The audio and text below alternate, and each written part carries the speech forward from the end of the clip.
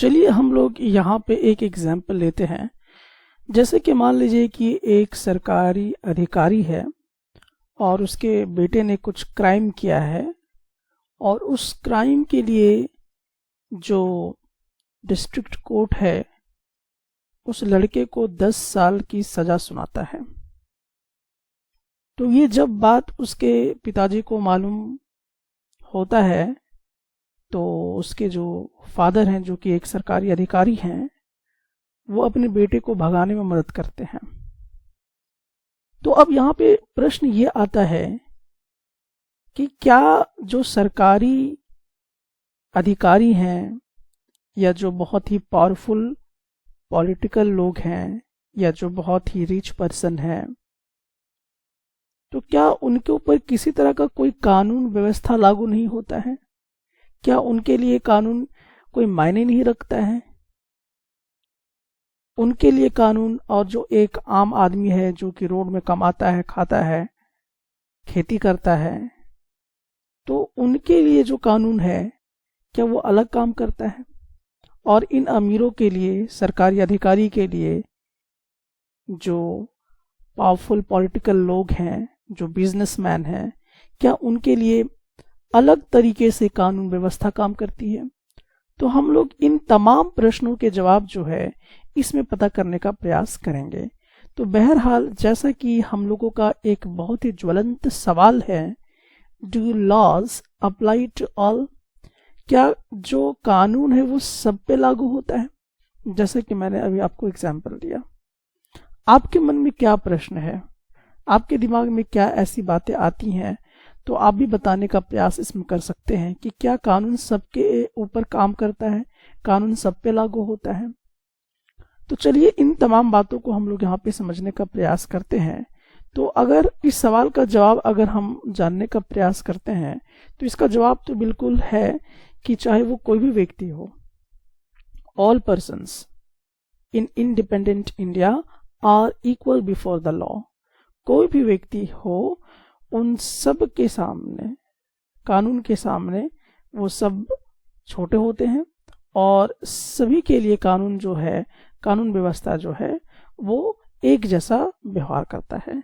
चाहे वो सरकारी अधिकारी हो, चाहे वो पावरफुल पॉलिटिकल लीडर हो, चाहे वो बिजनेसमैन हो या बहुत ही रिच पर्सन हो, यहाँ तक कि क्यों ना हमारे राष्ट्रपति भी हों, अगर वो भी किसी तरह का कोई गलती करते हैं तो उसके लिए भी एक कानून व्यवस्था बनी हुई है।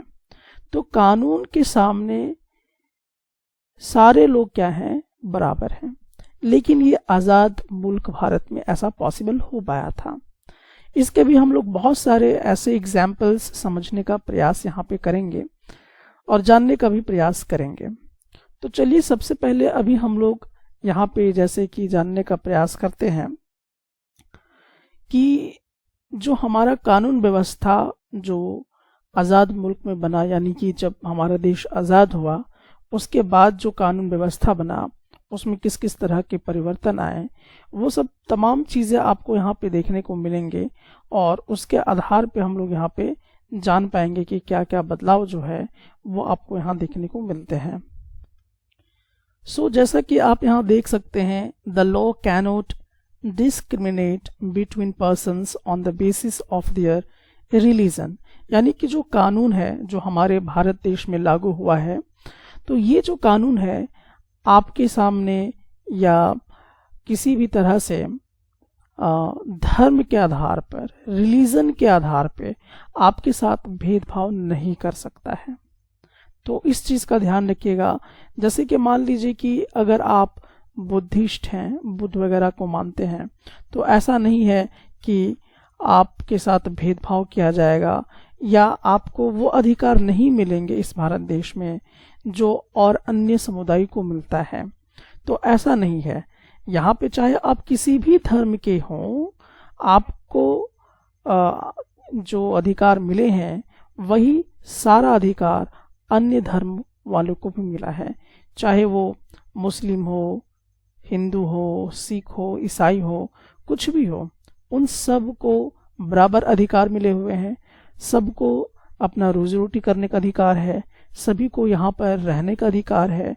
तो ऐसा नहीं है कि अगर आप किसी दूसरे धर्म के हैं तो आपके जो अधिकार हैं वो सीज कर लिए गए हैं। अगर मान लीजिए कि अगर आप किसी का मर्डर करते हैं, अगर मान लीजिए कोई मुस्लिम व्यक्ति है अगर किसी का मर्डर करता है, तो ऐसा नहीं कि कानून उसको नहीं पकड़ेगा, उस पर कार्रवाई नहीं करेगा। अगर मान लीजिए हिंदू अगर किसी व्यक्ति का मर्डर कर देता है तो उसके साथ भी वही कानून व्यवहार करेगा जो मुस्लिम के साथ करेगा। तो यहाँ पर आप यह समझ पा रहे हैं या देख पा रहे हैं कि जो कानून व्यवस्था है वो सबके लिए बराबर है, चाहे वो किसी भी धर्म का क्यों ना हो। यहाँ तक कि अगर मान लीजिए कि कास्टिज्म के आधार पर अगर हम बातचीत करते हैं, तो हालांकि एक बहुत ही बड़ा और बहुत ही लंबा डिस्कशन का ये एक पॉइंट है। तो कास्टिज्म बेसिस पर भी जो कानून व्यवस्था है वो बनी हुई है। तो बेसिकली मैं आपको ये बात यहाँ पर बता दूं कि जो भारत है, हमारा जो भारत देश रहा है, वो जनरली यहाँ पर कास्टिज्म सिस्टम जो है वो काफ़ी ज़्यादा रहा है भारत देश में। भारत देश में जो हिंदू है उसको 4 वर्णों में इस प्रकार से बांट दिया गया है, जिसको एक को ब्राह्मण कहा जाता है, जो ब्राह्मण समुदाय के होते हैं। ये जनरली या तो टीचर्स होते हैं या तो पुजारी हुआ करते हैं, तो इनको हम ब्राह्मण कहा करते हैं। और क्षत्रिय, क्षत्रिय उसको कहते हैं जो योद्धा होते हैं या जो राज करते हैं, और ये ब्रह्मा के बाह से जो है वो जन्म लिए हैं, ऐसा दर्शाया गया है। और जो ब्रह्मा जी के जांग से उत्पन्न हुए हैं तो उसको वैश्य कहते हैं, जो कि किसान हो सकते हैं, व्यापारी हो सकते हैं, मर्चेंट वगैरह ये सब होते हैं। और जो ब्रह्मा के यहाँ से जो उत्पन्न हुए हैं उसे हम लोग शूद्र कहते हैं, जो खासकर लेबर कुल्ली ये सब रहते हैं, जिसको हम दलित कहते हैं, आउटकास्ट कहा करते हैं। तो इस तरह का एक वर्ण व्यवस्था जो है ये बनाया गया था। कहाँ पर? ये भारत में ये वर्ण व्यवस्था रही है, जो कि हिंदू समाज के अंदर आपको देखने को मिलेगा।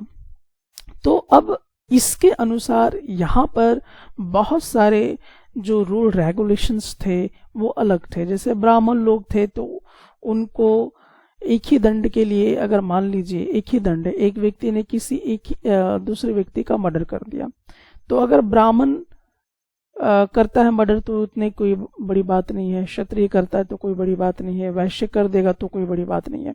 लेकिन अगर शूद्र उसका कर देगा तो फिर ये उनके साथ जो दंड देने का तरीका होगा वो बहुत ही अलग होगा, यानी कि बहुत ये निम्न वर्ग के लोग समझे जाते हैं और इनके ऊपर काफी ज्यादा मतलब दंडित इनको किया जाता है। तो यहाँ पर ये तमाम चीजें आपको देखने को मिलेंगे। सो बहरहाल अभी मेरा ये टॉपिक नहीं है कि मैं इसमें पूरा डिस्कशन आपके साथ करूं, फिर भी हम लोग यहाँ पर कॉन्स्टिट्यूशन को लेकर जनरली पढ़ रहे हैं तो हम लोग उसी पे अपनी आस्था बनाए रखेंगे। सो चलिए अब हम लोग यहाँ पे देख रहे हैं कि तो डिस्क्रिमिनेशन कास्ट के आधार पे या रिलीजन के आधार पे नहीं करता है हमारा कानून। अब हम लोग बात करते हैं जेंडर को लेकर। तो एक्चुअली देखिए जेंडर को लेकर भी बहुत सारे मसले जो हैं हमारे देश में रहे हैं। हालांकि जैसे कि आप सभी यहाँ जानते हैं कि जो मेल है उसको भारत देश में बहुत ज़्यादा प्राथमिकता जो है वो मिली हुई है, और जो महिला है उनको काफ़ी ज़्यादा दबाया गया है। जैसे एग्जाम्पल के तौर पे ऐसा नहीं कि सिर्फ भारत देश की हम बात कर रहे हैं, बल्कि और भी डिफरेंट कंट्रीज में ऐसा देखने को मिला है कि महिला को वहाँ पे वोट देने का अधिकार नहीं है। वहाँ पे सिर्फ पुरुष ही जो है वो वोट दे सकते हैं। महिला को गाड़ी चलाने का, एरोप्लेन चलाने का अधिकार नहीं है, वो एक्ट्रेस नहीं बन सकती हैं। तो इस तरह के कई ऐसे दबाव हैं जो महिलाएं नहीं कर सकती हैं, और पुरुष को वो सारा अधिकार जो है वो प्राप्त है। तो हमारा जो इंडियन कॉन्स्टिट्यूशन है इसकी रोक लगाती है, और हमारा जो इंडियन कॉन्स्टिट्यूशन है वो इस तरह का अधिकार देता है कि चाहे वो मेल हो चाहे वो फीमेल हो, उसके साथ किसी भी तरह का कोई भी भेदभाव कानून के नजरिए से नहीं किया जाएगा। तो इसमें जनरली यही चीज देखने को मिलता है कि चाहे वो कोई भी नागरिक हो हमारे भारत देश का, सबके ऊपर कानून एक जैसा रवैया जो है लागू करेगा अपना। सबके लिए कानून क्या है, बराबर है। यहां तक कि मान लीजिए कोई सरकारी अधिकारी भी है, कोई डीएसपी है, कोई मान लीजिए कि कलेक्टर है, अगर उसने भी कोई गलती कर दी है तो उसके लिए भी यहाँ पर कानून व्यवस्था बनी हुई है। जैसे कि मान लीजिए, मैं एग्जाम्पल के तौर पे आपको देना चाहूँगा कि जैसे मान लीजिए कि एक नॉर्मल आदमी जो है किसी स्त्री के साथ छेड़छाड़ करता है, और एक जो कलेक्टर है वो भी किसी स्त्री के साथ छेड़छाड़ करता है, या एक डीएसपी है वो किसी महिला के साथ छेड़छाड़ करता है, तो जो कानून व्यवस्था उस आम आदमी के लिए है वही कानून व्यवस्था उस कलेक्टर के लिए भी है, वही कानून व्यवस्था उस डीएसपी के लिए भी है। तो कोई भी सरकारी ऑफिसर अगर है, अगर वो चाहेंगे कि हम इतने बड़े पद पे आ गए हैं और इसका दुरुपयोग करें और अपना मनमानी जो है वो करें, तो ऐसा पॉसिबिलिटीज नहीं है। क्यों? क्योंकि कानून के नजर में सारे लोग क्या है, बराबर है, चाहे वो कितना भी धनी व्यक्ति क्यों ना हो। यहाँ तक कि जो हमारे देश के राष्ट्रपति होते हैं, अगर वो भी किसी प्रकार का कोई गलती करते हैं तो उनके ऊपर भी वही कानून जो है वो काम करेगा, बराबर तरीके से काम करेगा। इन तमाम चीजों को हम लोग समझ चुके हैं। और देखिए, कानून जैसे मान लीजिए कि अब राष्ट्रपति वगैरह कोई गलती करते हैं या कोई व्यक्ति गलती करता है तो उसको जाहिर सी बात है पनिशमेंट तो मिलेगा ही मिलेगा, लेकिन उसको साबित करना पड़ता है कि ये दोषी है इस चीज के लिए। अगर वो साबित हो जाता है कि ये दोषी है, इसने ये क्राइम किया है, तो उसको हर हालत में पनिशमेंट जो रखी गई है कोर्ट के थ्रू, वो पनिशमेंट उनको मिलता है। तो ये तो बातचीत अभी हम लोग फिलहाल किस संदर्भ में कर रहे हैं, तो ये सब तमाम बातें हम लोगों ने किया है आजाद मुल्क भारत के लिए, जब हमारा देश आजाद है आज, और ये तमाम जो कानून व्यवस्था है वो आज इम्प्लीमेंट होता है। लेकिन थोड़ा सा अगर हम लोग इस पर विचार करें और थोड़ा सोचें कि जिस समय हमारा देश आजाद नहीं हुआ था तो उस समय यहाँ पर कानून व्यवस्था नाम की चीज थी भी या नहीं थी, कानून व्यवस्था किस तरह से काम कर रहा था, ये तमाम चीजें हम लोग यहाँ पे अब समझने का प्रयास करेंगे कि आखिरकार कानून व्यवस्था किस तरह का था, किस तरह का यहाँ पे कानून व्यवस्था लागू थी। ये तमाम चीजें अब हम लोग यहाँ पर समझने का प्रयास करते हैं। तो चलिए अब हम लोग यहाँ पे जैसे कि देखते हैं कि जो हम लोग अगर एंशिएंट इंडिया में जाते हैं, पुराने जमाने के भारत में अगर हम जाके देखते हैं, तो यहाँ पे आप क्या देख पाएंगे कि जो हमारा सिस्टम था वो कास्टिज्म बेसिस पर है।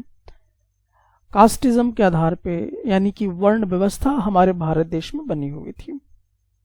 यहाँ पर 4 वर्ण था, तो यहाँ पर 4 वर्ण की व्यवस्था जो है हमारे भारत देश में बनी हुई थी।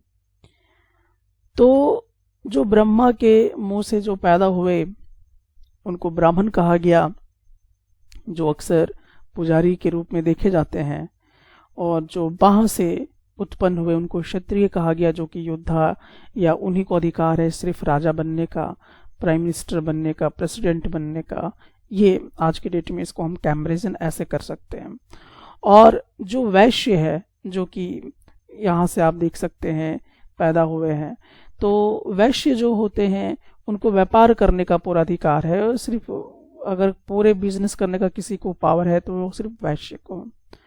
और जो पांव से पैदा हुए हैं जिनको हम शूद्र कहते हैं, तो उनको सिर्फ अधिकार क्या है कि भाई आप लेबर कुल्ली का काम करो, आपको धन इकट्ठा करने की आवश्यकता नहीं है, आपको पढ़ने की आवश्यकता नहीं है। तो शूद्र जो थे उनको पढ़ने से वंचित रख दिया गया, और लगभग 3000 वर्ष तक जो शूद्र थे उन लोगों को पढ़ने नहीं दिया गया। और दूसरी बात, ना ही तो इनको व्यापार करने का परमिशन था, ना ही तो धन इकट्ठा करने का परमिशन था।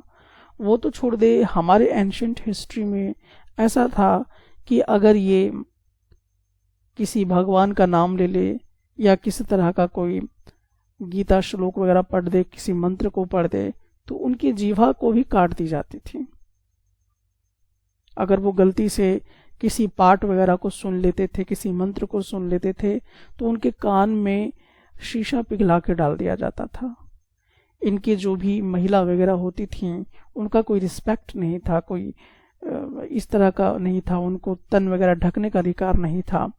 ये जितने अधिकार रहे, या तो जो भी अपर कास्ट के लोग थे, जैसे कि वैश्य के तौर पे देखा जाता है या क्षत्रिय के तौर पे देखा जाता है, और ब्राह्मण लोग, इन्हीं को सिर्फ ज्ञान अर्जित करने का जो था अधिकार यहाँ पे देखने को मिलता है। तो एंशियंट इंडियन में इस तरह की कुरीति व्यवस्था जो है वो बनी हुई थी, और इसको तोड़ने के लिए कानून बनाए गए कि इस तरह की व्यवस्था पूरे वर्ल्ड में कहीं नहीं थी। इस 4 वर्ण व्यवस्था जो हमारे भारत देश में आज भी कहीं ना कहीं किसी रूप में जीवित है, और जो कि बहुत ही ज़्यादा दर्दनाक आपको घटनाएं यहाँ पे देखने को मिलता है। सो बहरहाल ये जो तस्वीर मैं आपको बता रहा हूँ, ये एंशिएंट इंडिया की तस्वीर है, और इस तरह की व्यवस्था जो है वो हमारे भारत देश में था। तो जैसे कि मैंने आपको बताया कि हिंदू कास्ट को 4 भागों में डिवाइड कर दिया गया, ब्राह्मण, क्षत्रिय, वैश्य एंड शूद्र के रूप में इसको दिखाया गया है। तो ये तमाम जो हैं ये प्रॉब्लम्स देखने को यहाँ पर आपको मिलते रहेंगे। तो एंशिएंट इंडिया में ये तमाम चीज़ें जो हैं कास्ट के आधार पर कानून व्यवस्था को बनाया गया था। अब यहाँ पे जो कानून व्यवस्था जो बनाया गया था कास्ट के आधार पे, वो भी बड़ा खतरनाक तरीके से आपको देखने को मिलेगा। जैसे कि मान लीजिए कि अगर कोई शूद्र व्यक्ति किसी एक व्यक्ति को मर्डर कर देता है, और मान लीजिए कि एक ब्राह्मण जो है वो अगर उसी व्यक्ति को मार देता है, यानी कि 2 अलग अलग कास्ट के लोग हैं लेकिन क्राइम एक ही कर रहे हैं, लेकिन जो सजा होगा वो एक जैसा नहीं होगा, बल्कि अलग अलग सजा दोनों को मिलेगा। अब ब्राह्मण है तो उनको सजा नहीं मिलेगा, उनको डांट दिया जाएगा, डपट दिया जाएगा, ऐसा कुछ कर दिया जाएगा। लेकिन जो शूद्र है उनके साथ मृत्युदंड का जो है वो प्रस्ताव रख दिया जाएगा। तो इस तरह की जो व्यवस्था है वो हमारे जो इंडियन जो एंशिएंट इंडियन था, जो हमारा भारत की जो पुरानी सभ्यता बनी हुई थी, उसमें इस तरह की एक बहुत ही खराब मानसिकता वाली जो विचारधारा है, जो लॉ है, वो एक बनाया गया था। तो यहाँ पर जो लॉ है वो सबके लिए काम नहीं करता था। जो ब्राह्मण लोग हैं उनके लिए अलग तरीके से जो है वो कानून काम करता था, जो क्षत्रिय है उनके लिए एक अलग ढंग से काम करता है कानून, वैश्य जो थे उनके लिए अलग तरीके से कानून काम करता है, और जो शूद्र हैं उनके लिए अलग तरीके से कानून जो है वो काम करता है। तो एंशिएंट इंडिया में कुछ इस प्रकार की व्यवस्था बनी हुई थी, यानी कि कास्ट के आधार पर, कास्ट बैकग्राउंड के आधार पर किसी को भी सजा दिया जाता था। लेकिन जब युग आया, कॉलोनियल पीरियड जब आया, यानी कि जब विदेशी लोग हमारे भारत देश में आने लगे और हमारे देश में आके कब्जा करने लगे, तो धीरे धीरे इस तरह की जो कास्ट बैकग्राउंड पे जो कानून व्यवस्था बनी हुई थी, ये धीरे धीरे क्या होने लगे, समाप्त होने लगे। तो जब औपनिवेशिक काल आ गया, यानी कि बाहर से जो कास्टिज्म के लोग मतलब जो विदेशी लोग हैं, जब वो हमारे देश में आए, तो इस तरह की व्यवस्थाएं धीरे धीरे खत्म होने लगा। अब थोड़ा सा हम लोग इसको एक और इम्पॉर्टेंट पॉइंट के नज़र से यहाँ पे देखते हैं, और वो क्या चीज़ है उसको भी थोड़ा सा हम लोग यहाँ पे समझने का प्रयास करते हैं। तो आपको ऐसा क्या लगता है कि हमारे देश में किस चीज़ का शासन होना चाहिए? क्या किसी एक धर्म का शासन होना चाहिए, जैसे कि क्या एक हिंदू धर्म का शासन पूरे देश में चले, या एक मुस्लिम धर्म का शासन चले, या क्रिश्चियन धर्म का शासन चले? क्या इस तरह की व्यवस्था होनी चाहिए, या किसी एक आदमी का शासन चले, या किसी एक वंशज का शासन रहे यहाँ पर? तो कतई ऐसा नहीं होना चाहिए। तो ऐसा माना जाता है, ऐसा बिलीव किया जाता है कि जब ब्रिटिशर्स लोग हमारे देश में आए, जब ब्रिटिशर्स लोग हमारे देश में आए तो ऐसा माना गया कि इनके आने पर ही यहाँ पर क्या होने लगा, जो कानून है, जो ब्रिटिशर्स लोग जब आए तो इनके आने पर ही कानून का शासन चलने लगा।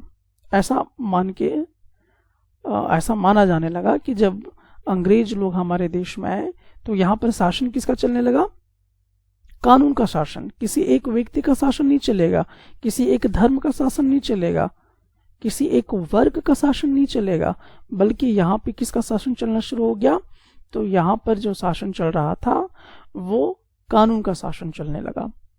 लेकिन इस बात को जो हमारे इतिहासकार लोग हैं वो इसे नहीं मानते हैं, या कहें तो काफी विवादित चर्चा हो जाती है ये, क्योंकि जो हमारे हिस्टोरियंस हैं वो दावा करते हैं कि ऐसा नहीं है, क्योंकि जो ब्रिटिशर्स लोग हमारे देश में आए थे, यानी कि अंग्रेज लोग जब हमारे देश में कब्जा करना शुरू कर दिए थे, हमारे देश में आना शुरू कर दिए थे, तो ऐसा नहीं था कि इन्होंने ही क्या किया कि कानून का ही राज चलेगा, ऐसा बताया, ऐसा वो मानने से इनकार करते हैं।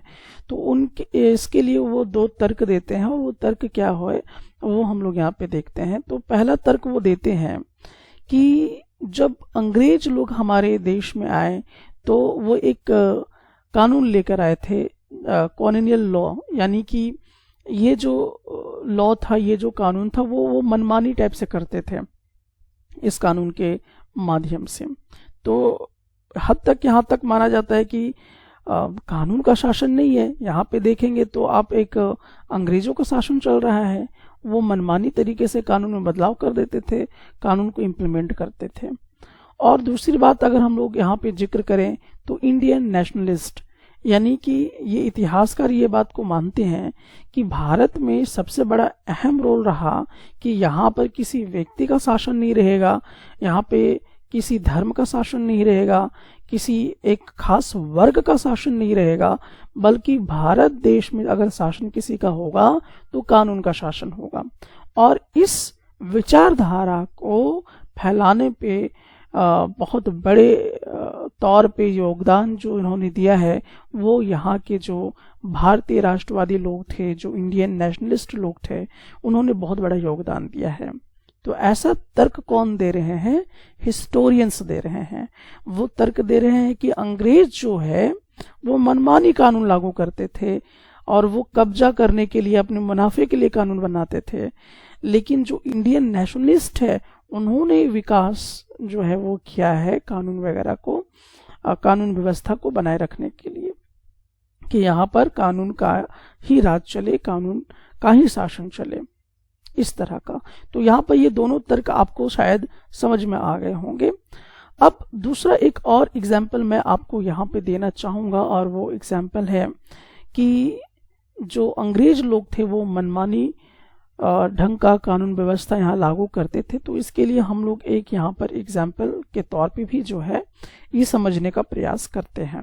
तो एक नया जो मनमानी कानून अंग्रेजों ने लागू किया, जिसको हम कहते हैं देशद्रोह का आरोप किसी के ऊपर लगा देना, सेडिशन एक्ट लग जाना, जो कि 1870 में ब्रिटिश लॉ ये कानून जो है वो लेके यहाँ पे आए थे। अब इसके अंदर क्या मामला था, जो सेडिशन एक्ट था, ये सेडिशन एक्ट क्या कहता है?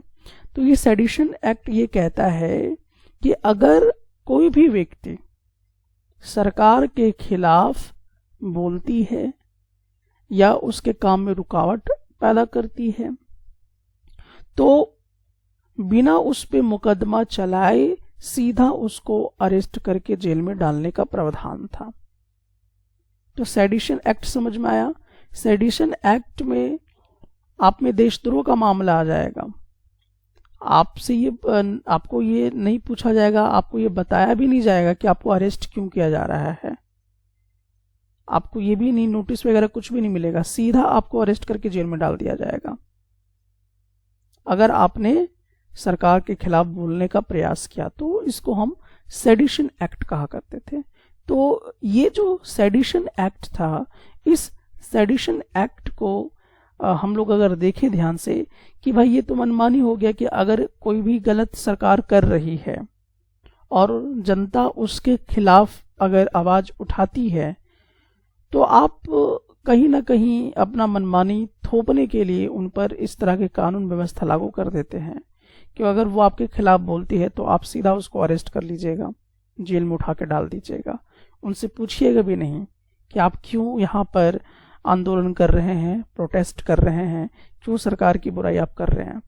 तो इस तरह का कोई भी चीज नहीं होगा सेडिशन एक्ट के तहत। तो आई थिंक यहाँ पर ये जो मैंने आपको एग्जाम्पल दिया सेडिशन एक्ट का, ये बताने का प्रयास कर रहा है कि किस प्रकार से जो ब्रिटिशर्स लोग थे वो लोग मनमानी कानून व्यवस्था जो है वो करते थे, बनाते थे खुद का। एक और एग्जाम्पल यहाँ पे देखने को मिलता है कि जो अंग्रेज लोग थे वो लोग मनमानी कानून व्यवस्था बनाते थे, मनमानी करते थे हमारे देशों में आके। तो एक दूसरा जो एग्जाम्पल आपको यहाँ पे देखने को मिलेगा वो है रॉलेट एक्ट। अब प्रश्न ये आता है कि रॉलेट एक्ट क्या होता है, रॉलेट एक्ट के अंदर क्या ऐसी बातें थीं। तो देखिए जो रॉलेट एक्ट था इसमें क्या था कि बिना मुकदमा चलाए सीधा लोगों को उठा के जेल में डाल देना, इसको हम लोग क्या कहते थे, रॉलेट एक्ट कहा करते थे। और ये ब्रिटिशर्स को पावर था, यानी कि जो अंग्रेज लोग थे वो बिना किसी आदमी पे मुकदमा चलाए सीधा उनको पकड़ के क्या कर देते, जेल में डाल देते। जैसे कि आप अगर मूवी वगैरह देखे होंगे तो भगत सिंह को सीधा जेल में उठा कर डाल दिया जाता है, ठीक है। तो इस तरह के कई ऐसे आपको उदाहरण देखने को हिस्ट्री में देखने को ऐसा मिलेगा। और ये जो रॉलेट एक्ट बना था, इस रॉलेट एक्ट के खिलाफ बहुत सारे जो इंडियन नेशनलिस्ट थे जिसमें महात्मा गांधी भी जी शामिल थे, उन्होंने इसके खिलाफ मुद्दा उठाया कि भाई ये जो रॉलेट एक्ट पास है वो तो बहुत ही गड़बड़ी चीजें हैं, वो हमारे लिए उतनी बेहतर साबित नहीं हो रही हैं। और साथ ही साथ बहुत सारे जो लोग थे वो प्रोटेस्ट करने आए रॉलेट एक्ट के खिलाफ। और ये जो रॉलेट एक्ट लागू जो हुआ था वो हुआ था 10 मार्च 1919 को। सो आपको ये डेट थोड़ा सा दिमाग में रखना है कि ये जो मनमानी कानून था रॉलेट एक्ट 10 मार्च 1919 को लागू हुआ था। और ये कहाँ पे तो इसको लेकर ये जो रॉलेट एक्ट है इसको लेकर पंजाब में काफी ज्यादा एजिटेशन चल रहा था, काफी ज्यादा प्रोटेस्ट हो रहा था इस कानून के खिलाफ। और इसी सिलसिले में दो ऐसे लीडर्स थे जो इसके खिलाफ आंदोलन कर रहे थे। तो एक तो थे डॉक्टर सत्यपाल और दूसरा जो थे डॉक्टर सैफुद्दीन किचलू। तो इन दोनों को क्या कर लिया गया, सीधा अरेस्ट कर लिया गया। और वहां पर क्या थे कि प्रोटेस्ट करने के लिए और भी पब्लिक लोग जो थे तो वहां पे तो मौजूद थे ही, लेकिन जो सैदुद्दीन जो थे लीडर और जो सत्यपाल जो लीडर थे उन दोनों को सीधा आके अरेस्ट कर लेते हैं कि भाई आप यहाँ पे प्रोटेस्ट क्यों कर रहे हैं, आप सरकार का विरोध क्यों कर रहे हैं। तो जब उनको अरेस्ट कर लिया जाता है तो उस अरेस्ट के विद्रोह में जो पंजाब के लोग थे, जहां अमृतसर एक छोटा सा जगह है पंजाब में, तो अमृतसर के जो भी लोग थे 13 अप्रैल को वो सभी जाकर जलियांवाले बाग में क्या करते हैं, विद्रोह प्रदर्शन करते हैं, वहां पे प्रोटेस्ट करते हैं कि भाई आप हमारे लीडर्स को क्यों पकड़ लिए, उनको छोड़िए। तब वहां पर आते हैं जनरल डायर, जैसा कि आप यहाँ पे देख सकते हैं ये जनरल डायर है। तो जनरल डायर जो है वो आते हैं अपने पूरे सैनिकों के साथ आते हैं, सैनिक टुकड़ी के साथ आते हैं, और जहां जहां निकलने के रास्ते थे वो तमाम रास्ते को ये बंद कर देते हैं। और बिना कहे पूछे, बिना वार्निंग दिए जो जनरल डायर हैं वो सीधा फायर करने के लिए लोगों पर अपने सैनिकों को आदेश दे देते हैं। अब इसमें क्या होते हैं कि बहुत सारे ऐसे जो लोग थे, कई 100 लोग जो हैं वो मौत के घाट उतर जाते हैं, कई लोग जख्मी होते हैं, जिनमें से कई बच्चे थे, महिलाएं थीं, बूढ़े लोग थे। ये तमाम लोग मौत के घाट उतार दिए जाते हैं। तो ये जो बात है, ये पंजाब के अमृतसर में जलियांवाले बाग में ये जो कांड है ये हुआ था। और ये पूरे अगर आप देखेंगे कि ये जो कांड का पूरा जो आपको देखने को मिलेगा सिलसिला, वो बेसिकली आपको देखने को मिलेगा कि ये रॉलेट एक्ट के कारण हुआ था। और ये जो कानून पास किया गया था ये अंग्रेजों के थ्रू पास किया गया था, जो कि एक मनमानी कानून थी। बहरहाल यहाँ पर शासन किसका चल रहा है? अंग्रेजों का चल रहा है। तो जैसा कि आप इस फिगर में भी देख सकते हैं कि जलियांवाले बाग में यहाँ पर किस तरह से जनरल डायर जो है चारों तरफ से घेर कर लोगों पर अंधाधुंध गोलियां जो है वो बरसाया गया था। और सारे लोग यहाँ पे आप देख रहे हैं कि यहाँ वहाँ भागने का प्रयास कर रहे थे, कई लोग कुएं में डूब रहे थे, कई यहाँ पे महिला मौजूद थीं, कई बच्चे थे। ये तमाम लोग गोली के शिकार हो जाते हैं और मौत के घाट इनको सीधा उतार दिया जाता है। तो ये तमाम ऐसे जो हैं वो आपको यहाँ पर देखने को मिले हैं कि जलियांवाले बाग में कई तरह की निर्मम हत्या जो है एक तरह से कहा जा सकता है कि किया गया था। तो बेसिकली यहाँ पे हमने देखा कि यहाँ पर एक्चुअली कानून का राज नहीं है, बल्कि एक खास वर्ग यानी कि हम कह सकते हैं अंग्रेजों का राज आपको यहाँ पे देखने को मिलेगा। अब हम लोग बातचीत यहाँ पे करते हैं कि ऐसा जब होना शुरू हुआ तो बहुत सारे जो नेशनलिस्ट लोग थे, जो इंडियन नेशनलिस्ट लोग थे, वो मनमानी कानून के खिलाफ क्या करना शुरू किए, लड़ाई जो है वो लड़ना शुरू किए।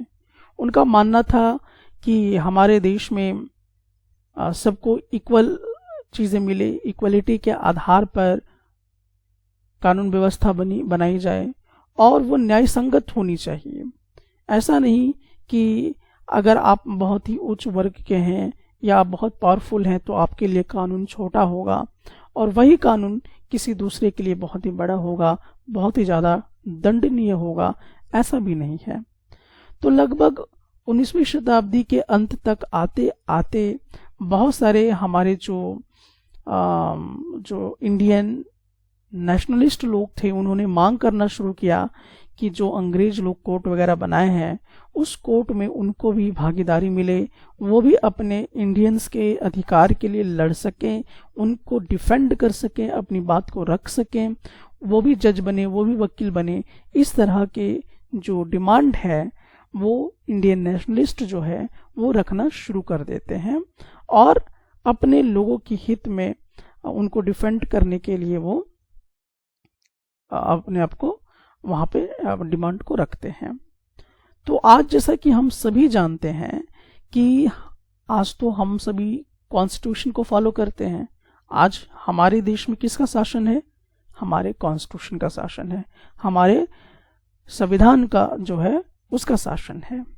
और इसमें हम क्या करते हैं, इस शासन व्यवस्था को मजबूत बनाने के लिए हम लोग अपने उम्मीदवार चुन के भेजते हैं, रिप्रेजेंटेटिव जो है उसको चुन के भेजते हैं अपने इलाके से। और उनको इसलिए चूज करते हैं ताकि जो इस इलाकों में जो सुविधाएं नहीं हो पा रही हैं या जो कह सकते हैं कि जिस प्रकार की यहाँ कुरीतियां हैं या किसी तरह की जो कमी है, वो वहां पे जाके पार्लियामेंट में जाकर उस मुद्दा को उठाए और लोकल जो क्षेत्र में परेशानी है उसको खत्म करें। साथ ही साथ जो हमारे रिप्रेजेंटेटिव होते हैं वो हमारे कैसे जो गांव है, मोहल्ला है, कहाँ पे क्या कमी है, किस प्रकार से उसका डेवलपमेंट करना चाहिए, उस तरह का भी मुद्दा जो है वो वहां पे रखते हैं। तो यही जो हमारे रिप्रेजेंटेटिव होते हैं वो पार्लियामेंट में जाके नए कानून जो है वो बनाते हैं। और सिर्फ नए कानून भी नहीं बनाते हैं, बल्कि अगर किसी कानून को संशोधन भी करना होता है, किसी कानून में सुधार भी करना होता है, तो उसको भी करने का प्रयास करते हैं। तो आज हमारे देश में ना तो किसी ब्रिटिश साम्राज्य का राज है और ना ही तो किसी एक बिजनेसमैन का है, और ना ही तो किसी एक धर्म का यहाँ पर शासन चलता है, बल्कि हमारे देश में शासन किसकी चलेगी? कानून का शासन हमारे देश में रहेगा। लेकिन जिस तरह का माहौल अभी हमारे भारत देश में देखने को मिलता है, अगर आप 2022 में मेरे इस वीडियो को देख रहे हैं, तो यहाँ की जो माहौल आपको देखने को मिलेगा वो आपको कहीं ना कहीं दिखाई देगा कि कहीं ना कहीं ये रिलीजियस बेसिस पर कुछ पावर को देखने को मिलेगा। कुछ पॉलिटिकल पावर के पास, मतलब पॉलिटिशियंस के पास कुछ ऐसी पावर हैं जो अपना शासन व्यवस्था यहाँ लागू करने का प्रयास करते हैं। लेकिन हमारा जो कॉन्स्टिट्यूशन है वो बहुत ही व्यापक है, बहुत ही ज़्यादा वास्ट है, इसे छोटा करने का प्रयास लोग करते हैं। तो यहाँ पर शासन हमारे कानून का रहेगा, ना कि किसी पॉलिटिकल पार्टीज का और ना ही किसी धर्म का। तो इस चीज़ का ध्यान रखना है। इसीलिए हमारा जो कॉन्स्टिट्यूशन है वो बहुत ज़्यादा मायने रखता है किसी भी कॉन्स्टिट्यूशन से, और हमें बहुत आज़ादी देता है कि इस तरह की गुलामी जो है वो दोबारा हमारे देश में ना हो सके। हमारे मन में सबसे पहले एक ये प्रश्न आता है कि अगर कोई भी नया कानून बनाना है तो वो किस तरह से नए कानून जो है वो आते हैं, किस तरह से नया कानून बनता है। तो दरअसल इसमें जो सबसे अहम रोल होता है वो होता है पार्लियामेंट का, यानी कि संसद का। तो संसद जो है एक बहुत ही इम्पॉर्टेंट रोल निभाता है किसी भी नए कानून को बनाने के लिए। और जाहिर सी बात है कि ये संसद में जो नए कानून पास होते हैं या नए कानून जो बनाए जाते हैं, उसके लिए सबसे जो पहला बुनियादी हिस्सा होता है वो होते हैं जनता, यानी कि डिफरेंट ग्रुप्स इन सोसाइटी। तो सोसाइटी में जो अलग अलग तरह के लोग रहते हैं वो कहीं ना कहीं इस तरह का डिमांड करते हैं, और उनकी डिमांड की वजह से ही ये बात पार्लियामेंट तक पहुंचती है, और पार्लियामेंट में इस बिल पर बहस होती है, और फिर इसी पर कानून बनाने का कोशिश जो है वो किया जाता है। तो इस बात को समझने के लिए चलिए अब हम लोग कुछ एग्जाम्पल्स देखते हैं। तो एग्जाम्पल्स में सबसे पहले जो हम लोग यहाँ पे देखेंगे वो कुछ इस तरह का एग्जाम्पल्स हम लोग देखते हैं, जैसा कि डोमेस्टिक वायलेंस को लेकर। डोमेस्टिक वायलेंस यानी घरेलू हिंसा। तो घरेलू हिंसा जो है, जो कि महिलाओं के ऊपर अत्याचार काफी ज्यादा होता था, जैसे कि वो शारीरिक शोषण भी उनके ऊपर होता था, मानसिक शोषण भी हुआ करता था, आर्थिक शोषण भी हुआ करता था। तो इस तरह की जो शोषण होते थे वो महिलाओं को काफी ज्यादा झेलना पड़ता था। तो इस बात को पार्लियामेंट तक पहुंचाना है, और पार्लियामेंट तक हमें किस लिए पहुंचाना है? ताकि एक कानून बन के आए, और वो कानून क्या करे? ऐसे महिलाओं को अधिकार दिलाए, और ये जो इनके साथ दुर्व्यवहार जो होता है, जो उनके साथ शोषण होता है, उनसे इनको आजादी भी मिले। तो अब ये जो है ये कानून कैसे पास होगा? तो सबसे पहले अब इसकी हम लोग एक स्टोरी देखते हैं। स्टोरी के माध्यम से हम ये समझ पाएंगे कि किस प्रकार से डोमेस्टिक वायलेंस के अगेंस्ट एक बिल पास किया जाता है, और महिलाओं को काफी ज्यादा सशक्त किया जाता है, मजबूत किया जाता है, ताकि उन पर कोई शोषण ना कर सके और महिलाएं अपनी हक के लिए आवाज जो है वो उठा सकें। तो चलिए इसको हम लोग कुछ स्टोरी बोर्ड के माध्यम से समझने का प्रयास करते हैं। ये जो है ये 2006 की बात है। अब यहाँ पर दो महिलाएं हैं, पेपर में कुछ छपा है और उस पेपर को यहाँ पर पढ़ा जा रहा है और उसके अकॉर्डिंग कुछ बातें यहाँ पर की जाएंगी। तो जैसा कि आप यहाँ देख सकते हैं, यहाँ पे पढ़ा जा रहा है कि साजिया, क्या तुमने आज का न्यूज़पेपर पढ़ा है? Isn't it a great day for women? आज का दिन जो है वो औरतों के लिए बहुत ही ज्यादा बड़ा दिन है, क्या ऐसा तुम्हें नहीं लगता? तो उसके बाद जो साजिया है वो जवाब देती है कि ऐसा नहीं है कि सिर्फ औरतों के लिए ही क्या है बहुत बड़ा दिन है या बहुत बड़ी बात है, बल्कि जहां जहां जिन जिन घरों में वायलेंस होता था उन सब के लिए बहुत बड़ी बात है, क्योंकि हमारे जो घर होंगे वो वायलेंस फ्री हो जाएंगे। और ये जो कानून है, ये कानून बनने में काफ़ी लंबा समय लगा, बट बना तो सही, ऐसा ये कहती हैं।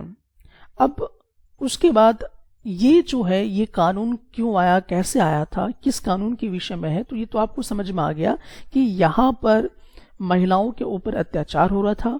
उसके संदर्भ में क्या होता है कि एक कानून जो है वो पास होकर आता है, लेकिन इस कानून को पास होने के लिए इन्हें काफी ज्यादा संघर्ष करना पड़ा था, क्योंकि ऐसे ये कानून पास नहीं हुआ था।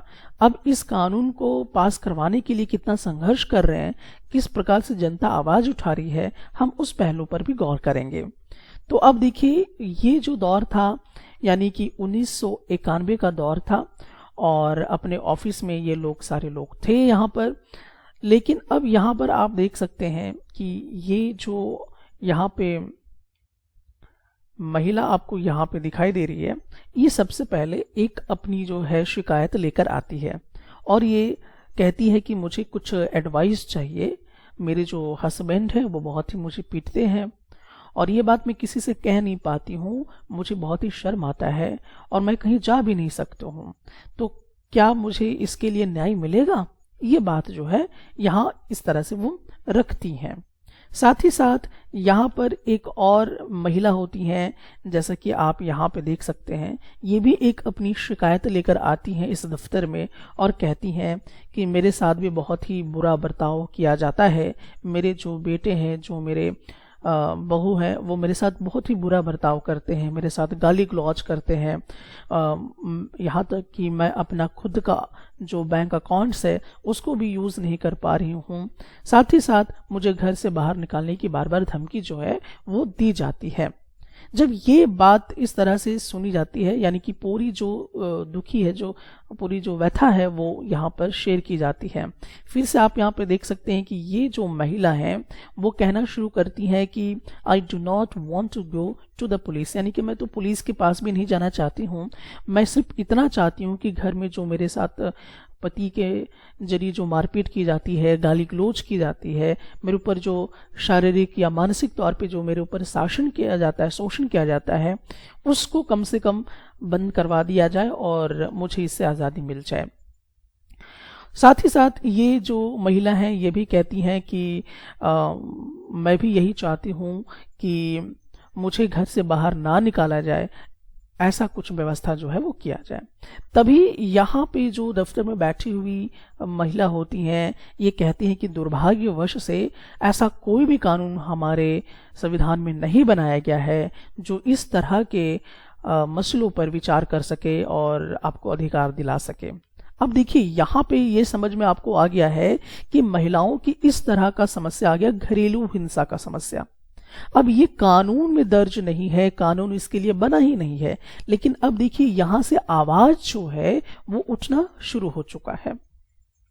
अब आवाज यहाँ पे उठना शुरू हो चुका है, लेकिन अब देखिए कि ये जो घरेलू हिंसा का मामला है अब वो किस प्रकार से कानून बनने की रणनीति में आएगा और किस प्रकार से कानून में सम्मिलित हो जाएगा और इनको एक न्याय मिलेगा।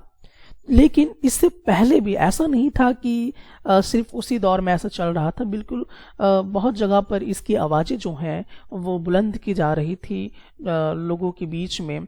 जैसा कि यहाँ पर हम लोग सभी देख सकते हैं, जो 1990 की बातचीत हम लोग यहाँ पे अगर करते हैं तो यहाँ पर भी लोगों में काफ़ी ज़्यादा जो है वो जागरूकता फैलाने का प्रयास किया जाता है। और जैसा कि यहाँ पे एक महिला जो है वो और भी महिलाओं को जागृत कर रही हैं और यहाँ पे कह रही हैं कि महिलाओं के ऊपर काफ़ी ज़्यादा शोषण होता है शारीरिक तौर पे, मानसिक तौर पे, और ये शोषण ना हो इसके लिए हमें एक नए सिविल लॉ की आवश्यकता है और इस इशू पर काफ़ी चर्चा करने की ज़रूरत है। अब यहाँ से देखिए बात चली जाती है कहाँ पर, 1999, यानी कि अब थोड़ा समय बीत चुका है, ठीक है, अब समय और पुराना हो गया।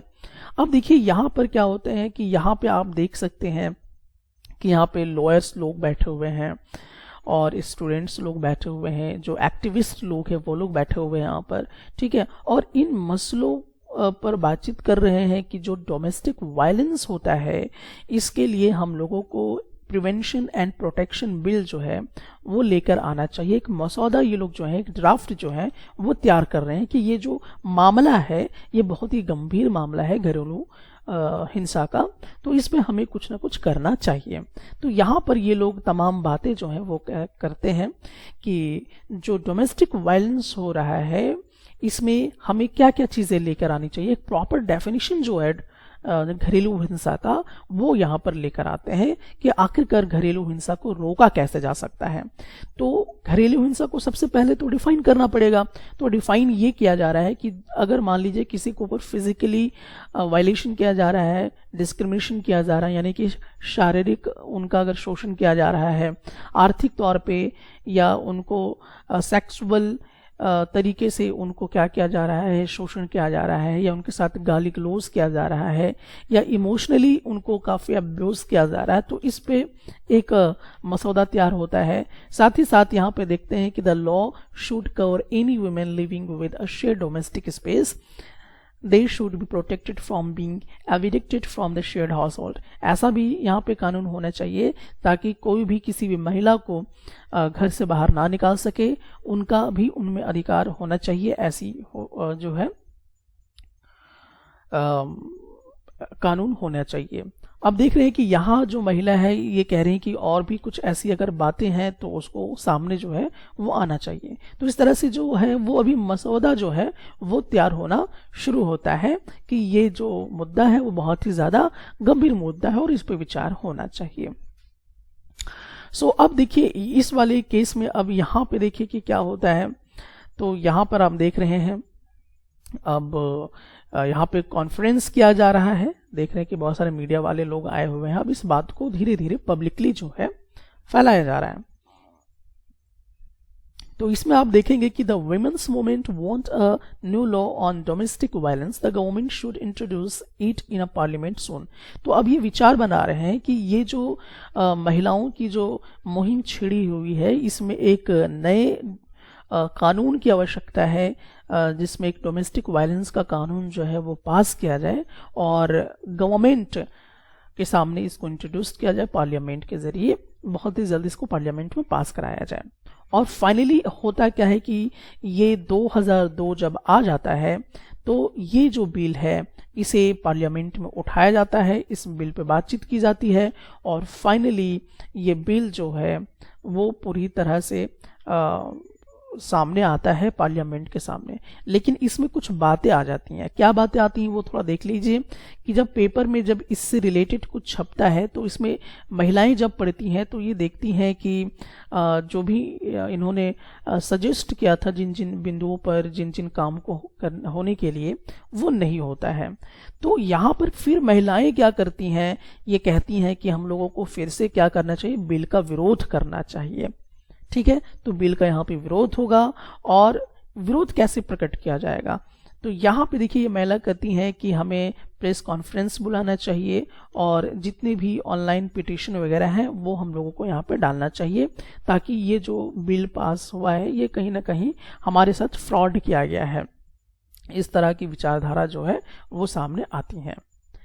अब देखिए कि यहाँ पर आप देख रहे हैं कि बहुत सारा जो विमेंस ऑर्गेनाइजेशन है वो पार्लियामेंट को जो स्टैंडिंग कमेटी होती है उनको ये जो है सौंपते हैं और यहाँ पर एक तरह का विचार विमर्श जो है वो लिया जाता है और इसमें ये विचार ये लोग करते हैं कि जो भी अभी वर्तमान में जो बिल बना है उसको चेंज कर देना चाहिए क्योंकि we do not agree with the definition of domestic violence being proposed. यानी कि जो डोमेस्टिक वायलेंस का मुद्दा था जिसको जिस तरह से परिभाषित किया गया था वो बिल्कुल भी इसमें शामिल नहीं है। इसीलिए हम लोग क्या करेंगे कि जो बिल है उसको चेंज किया जाए। The law needs to provide for temporary custody of the children. और इस तरह से कई तरह के विचार विमर्श जो है वो होने शुरू हो जाते हैं। और फाइनली आप यहाँ पे देखते हैं कि जब अक्टूबर 2006 में एक प्रेस कॉन्फ्रेंस होता है तो यहाँ पर बहुत सारे ऐसे जनता भी जुड़ते हैं जो ये सवाल करते हैं कि भाई आखिरकार ये नया कानून है क्या, जैसे कि आप यहाँ पे देख सकते हैं। साथ ही साथ यहाँ पर आप ये देखेंगे कि ये महिला कह रही है कि this law is a first in recognising women's right to violence free home and provides a comprehensive definition of domestic violence.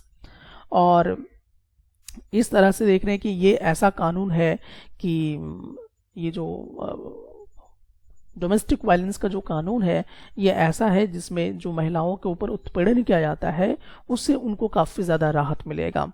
साथ ही साथ यहाँ पे और आप देख सकते हैं कि ये एक सज्जन पुरुष हैं और ये भी कह रहे हैं कि this is a civil law aimed at providing relief to millions of women's including wifes, mothers, daughters and sisters affected by violence in their Holmes.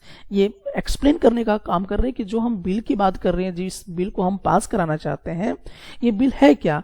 तो ये कहते हैं कि ये एक सिविल लॉ के अकॉर्डिंग आएगा और इसमें जितनी भी महिलाएं हैं, जो कोई माँ है, कोई बहन है, कोई किसी की पत्नी है, कोई किसी की बहन है, तो उन पे जो अत्याचार होता है घरों में, जो उनके साथ मानसिक और शारीरिक तौर पे उनके इमोशंस के साथ जो खेला जाता है, उसके विरुद्ध में एक कानून बनेगा ताकि उनको ऐसी चीज़ों से मिल सके, राहत मिल सके। तब देखिए अब यहाँ पर अब जैसे कि यहाँ पे महिलाओं को आप देखते हैं, ये महिला क्या कहना चाहती हैं कि this law is a very significant step because it recognises the right of women to live in a shared household. Women can get a protection order against any further violence. Women can get momentary relief to meet their expenses including medical costs.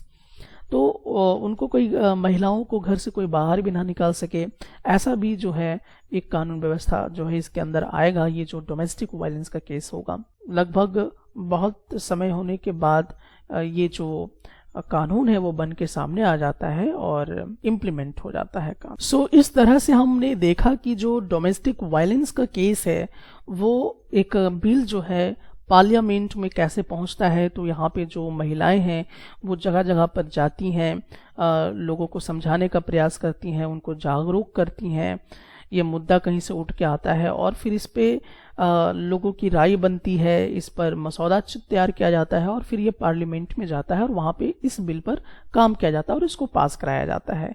तो यहाँ कहने का मतलब ये है कि हम इस प्रश्न का जवाब ढूंढ रहे हैं कि किस तरह से आखिर नए कानून को बनाया जाता है।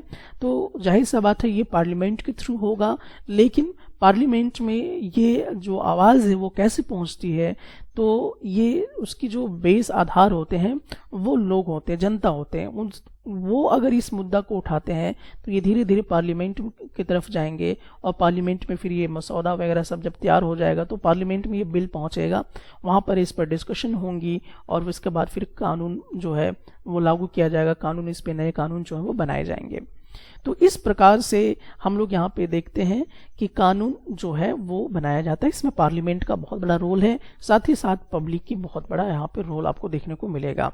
एक और अगर मैं यहाँ पे एग्जाम्पल्स आपको दूं जो कि रियल लाइफ बेस्ड पे एग्जाम्पल्स है, जैसे कि एग्जाम्पल के तौर पे अगर मैं यहाँ पे आपको कहूँ कि जैसे बिहार से जो झारखंड वो अलग हो गया, लेकिन इसकी जो संघर्ष है लोग बहुत पहले से कर रहे थे कि जो झारखंड है उसको अलग किया जाना चाहिए बिहार से। तो इसकी मुहिम जो है बहुत पहले ही जो है वो शुरू की गई थी और इस पे लगातार काफ़ी लंबा संघर्ष भी चला है और बाद में जाकर ये जो है एक इस तरह का बिल आया, एक तरह का प्रस्ताव लाया गया और जिसमें झारखंड को बिहार से अलग कर दिया गया। इसमें जैसे कि खासकर जो आवाज़ उठाने वाले लोग थे, जैसे कि निर्मल महतो हो गए, शिबू सोरेन जो कि फॉर्मर चीफ मिनिस्टर रह चुके थे, तो उन्होंने इस तरह की जो आवाज़ें हैं वो जनता तक भी पहुंचाने का प्रयास किया और लोगों तक ये जानकारी दी और धीरे धीरे ये जन आंदोलन की तरफ बढ़ता चला गया और इस प्रकार से एक नया कानून बन के आया जिसमें झारखंड और बिहार को अलग जो है वो घोषित किया गया और एक कानून के तहत उसको नया राज्य जो है वो बनाया गया। एक और इसी तरह से हम और भी डिफरेंट एग्जाम्पल्स देख सकते हैं, जैसे कि 1932 का जो खतियान है, यानी कि झारखंड में बहुत लंबे समय से एक और मांग उठ रही थी कि झारखंड में 1932 खतियान जो है वो लागू हुए। तो ये जो 1932 की खतियान का जो डिमांड हो रहा था, आखिरकार क्यों हो रहा था? क्योंकि झारखंड जब बना, बिहार से जब अलग हुआ, तो झारखंडी कौन है, इस सवाल का जवाब तय अभी तक नहीं किया जा रहा था। तो इसके लिए लगातार एक पैमाना बनाने का प्रयास किया जा रहा था कि आखिरकार हम किस आधार पे कहेंगे कि आप झारखंड के रहने वाले निवासी हैं, आप झारखंडी हैं। आखिरकार हम किस तर्क के आधार पर इस बात को कहेंगे? तो लोगों ने यहाँ पर सजेस्ट किया कि हम इसके लिए एक मापदंड रखेंगे और वो होगा 1932 का खतियान, यानी कि जिसके पास 1932 या उससे पहले का खतियान है और जिनके दादा परदादा के नाम पर अगर ये खतियान है और उनके वंशज जो अभी रह रहे हैं झारखंड में, वही लोग क्या कहलाएंगे? झारखंडी कहलाएंगे, और उसको ही हम लोग स्थानीय नीति के अंतर्गत रख पाएंगे और इससे उनको बहुत ज़्यादा लाभ मिलेगा कि जो स्थानीय लोग हैं उनको काफ़ी ज़्यादा प्रेफरेंसेस मिलेंगे झारखंड में। तो ये भी जो मुद्दा है, ऐसा नहीं है कि बहुत जल्दी पारित हो गया, बल्कि इसमें भी काफ़ी ज़्यादा वक्त लगा और 2022 में ये जो कानून है, वो बिल जो है वो पास कर दिया गया है। तो इसके लिए भी आप यहाँ पे देख रहे हैं कि ये कैसे काम करता है। तो ये जो है, पहले तो यहाँ पर जो जनता है, जो सोसाइटी है, वहाँ से ये पहले आवाज़ जो है उठती है और यहाँ से जब आवाज़ ये उठती है तब ये धीरे धीरे लोगों तक पहुंचाया जाता है, लोगों को इसके प्रति जागरूक किया जाता है, इसके फायदे नुकसान के विषय में बातचीत किया जाता है और उसके बाद धीरे धीरे ये जो है लोकसभा में जाता है, वहाँ पर जो कैबिनेट है वहाँ पे बिल को पास किया जाता है।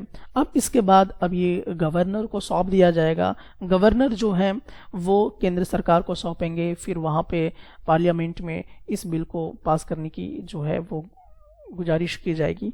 तो इस तरह से कोई भी नया कानून जो है वो इसी तरह से आता है कि पहले जनता के बीच में ये मुद्दा जो है उठ जाता है और पार्लियामेंट में जो बैठे एमपीज होते हैं वो इस मुद्दा पे बहस करते हैं, इस पे वोटिंग करते हैं, तब ये कानून जो है वो बन के सामने आ जाता है।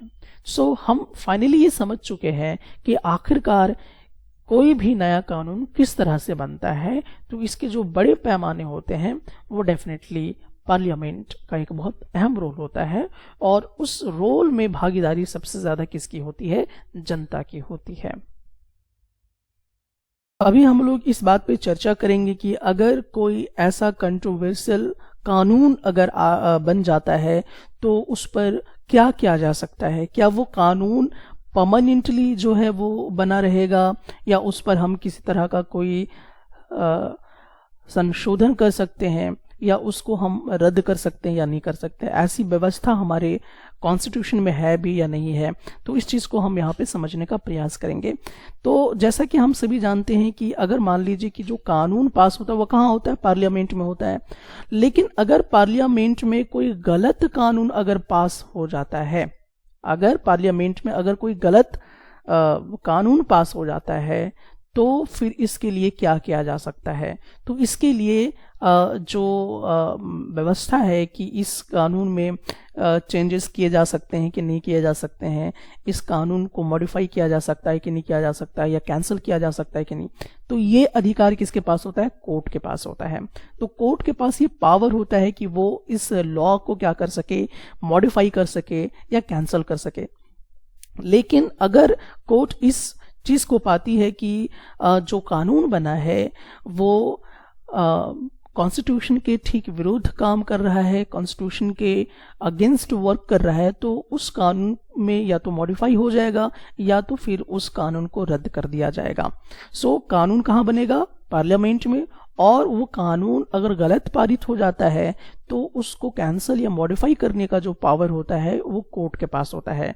अब मैं आपको कुछ ऐसे ज्वलंत एग्जाम्पल्स देने वाला हूं जिसमें आप इस बात को बहुत ही क्लियरली ढंग से समझ पाएंगे। तो यहाँ पे जो मैं आपको एग्जाम्पल्स देने वाला हूं वो बहुत ही ज़्यादा दोधारी तलवार के जैसा है डेफिनेटली। तो लेकिन इसमें आपको बहुत ही मतलब बहुत ही ज़्यादा ओपन माइंडेड रखकर इस बात को समझने का प्रयास करना है, या मैं आपको कहूँगा कि इस पे आप खुद भी काफ़ी ज़्यादा एक केस स्टडी करें ताकि आप इसके डेप्थ को समझ सकें। हालांकि यहाँ पे जो मैं बात करने वाला हूँ बहुत ही ज़्यादा ये ज्वलंत मुद्दा पे मैं डिस्कशन कर रहा हूँ और इसको बहुत ही कम समय में डिस्कशन नहीं किया जा सकता है, लेकिन मैं उन मुख्य बातों को समझाने का प्रयास करूंगा जिससे आप ये समझ पाएंगे कि आखिरकार ये कानून इतना विवादित क्यों हो रहा है। और अभी अगर मेरे लेक्चर को आप 2022 में देख रहे हैं तो ये कोर्ट में मुद्दा पड़ा हुआ है और काफ़ी ज़्यादा बहस का मुद्दा भी इसमें चल रहा है। तो मैं अक्सर अभी जो बात कर रहा हूँ आपसे वो है रिजर्वेशन को लेकर, यानी कि आरक्षण को लेकर। जैसा कि हम सभी जानते हैं कि आरक्षण को जब हम इस मुद्दे पे बातचीत करते हैं तो काफ़ी ज़्यादा कंट्रोवर्शियल सब्जेक्ट बन जाता है। जो सपोर्टर हैं वो खुल के सपोर्ट करते हैं, जो विरोधी हैं वो खुलकर इसका विरोध करते हैं, वो सुनना पसंद नहीं करते हैं। तो देखिए, जब तक हम इस पे डिस्कशन नहीं करेंगे तब तक ये बातें क्लियर होंगी नहीं कि आरक्षण क्या है, आरक्षण क्यों मिला, आरक्षण मिलने का कारण क्या था, किनको आरक्षण मिलना चाहिए था, उससे क्या डेवलपमेंट के कार्य किए जा सकते थे। तो ये तमाम पॉइंट्स पर हमें समझने की ज़रूरत है। तो जैसा कि हम सभी अभी देख रहे हैं कि जो सबसे बड़ा विवाद का विषय है वो है EWS। तो ये EWS जो है ये एक तरह का आरक्षण है जो 10% मुहैया जो है वो कराया गया है।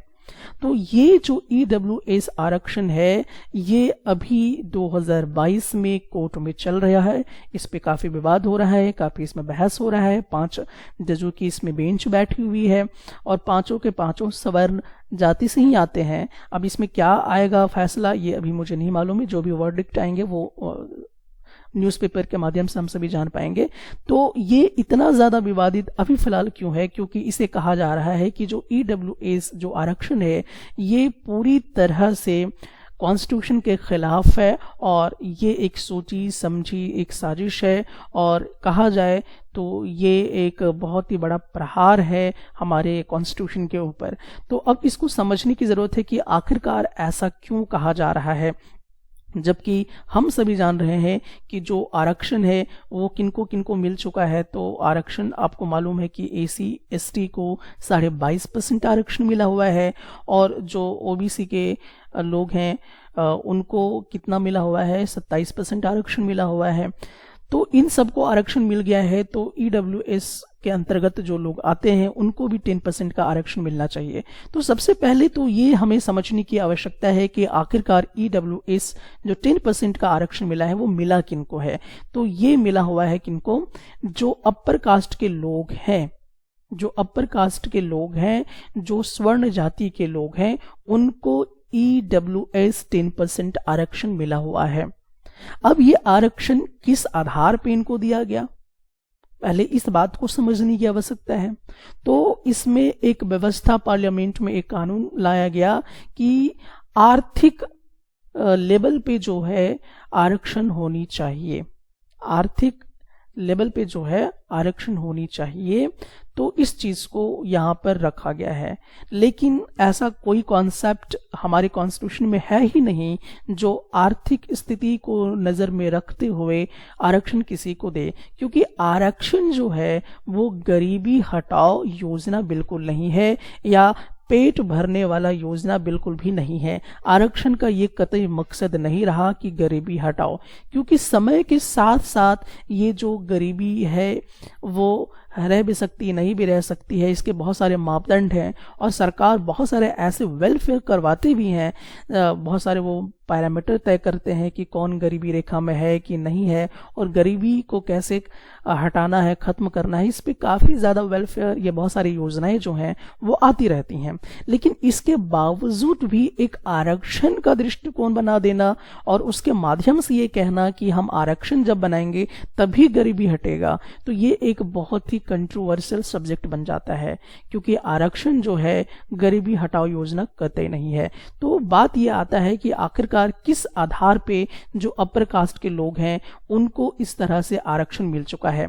एक हैरत की बात इस विषय में हम और भी कह सकते हैं कि ये जो EWS 10% का जो आरक्षण मिला है, ये सिर्फ और सिर्फ अपर कास्ट के लोग ही यूज कर सकते हैं। इसमें जो AC/ST के लोग हैं, जो OBC के लोग हैं, वो कतई भी इस आरक्षण का इस्तेमाल नहीं कर सकते हैं, भले वो गरीबी रेखा में आते हों, लेकिन वो किसी भी परिस्थिति में इस आरक्षण का इस्तेमाल नहीं कर सकते हैं। 10% आरक्षण उनको AC/ST या OBC को नहीं मिल सकता है। ये सिर्फ और सिर्फ किनको मिलेगा, तो ये सिर्फ और सिर्फ स्वर्ण जाति के लोगों को मिलेगा। तो ऐसा लगता है कि ये खास तरह के कास्टिज्म को प्रमोट करने के लिए ऐसा किया जा रहा है।